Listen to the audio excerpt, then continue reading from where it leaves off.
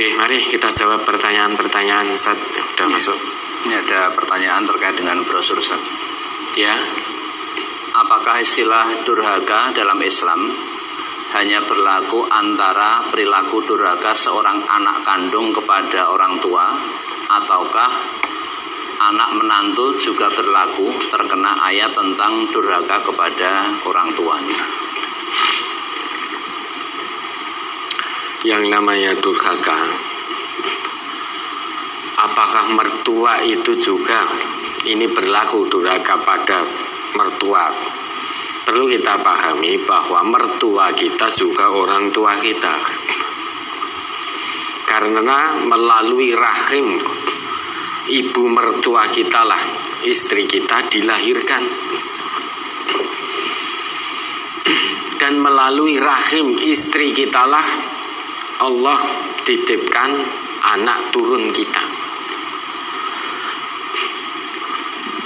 Itu yang bagi suami. Bagi istri, orang tua suamimu juga orang tuamu, karena dari rahim ibunya lah ya akhirnya kamu dipertemukan oleh Allah dengan suamimu. Dan dari jerih payah suamimu lah kamu mendapatkan nafkah, kamu dijaga, kamu dibimbing, diarahkan ke jalan yang benar. Jadi ini saling berkaitan. Maka bagi orang Islam, hukumnya wajib berbuat baik kepada mertuanya. Memang dalam hadis disebut birrul walidain, berbakti kepada kedua orang tua. Yang namanya walidun dan walidatun itu memang orang tua kandung. Walidun itu bapak, walidatun itu ibu. Kedua orang tua walidani. Artinya itu kedua orang tua kandung. Anak disebut walad.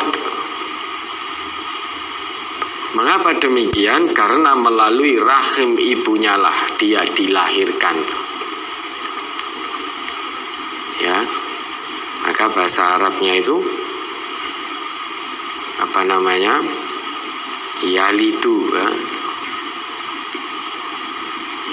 Jadi melahirkan, mengeluarkan dari rahim.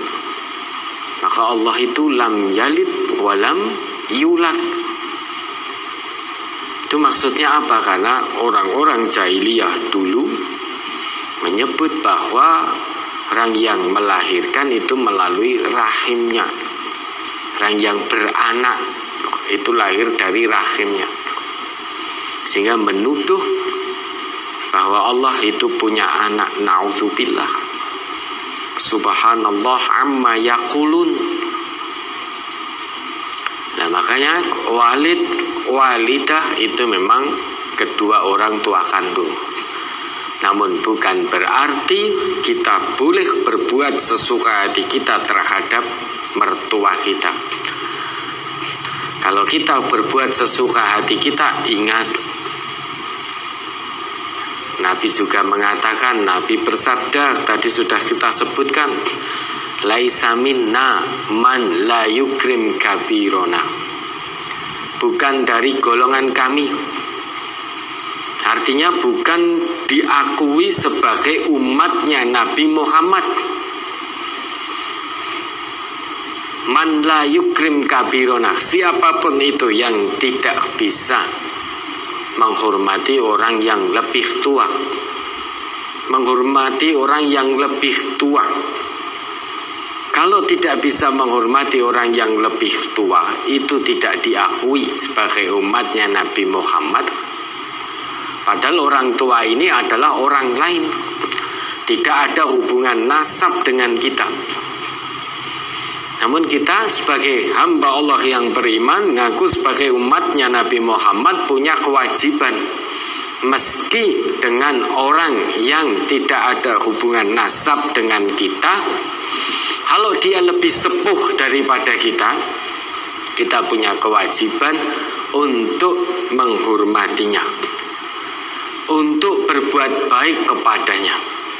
Nah, apalagi ini mertua kita yang anaknya sudah diberikan untuk mendampingi kita. Masa dengan orang yang lebih tua, orang lain saja kita bisa, kenapa dengan mertua yang anaknya sudah diikhlaskan untuk kita bawa, untuk mendampingi kita, kita tidak bisa berbuat baik dengan mertua. Na'udzubillah. Maka kalau kita di hati ini masih ada iman, jangan durhaka, baik dengan kedua orang tua kandung maupun dengan kedua mertua kita.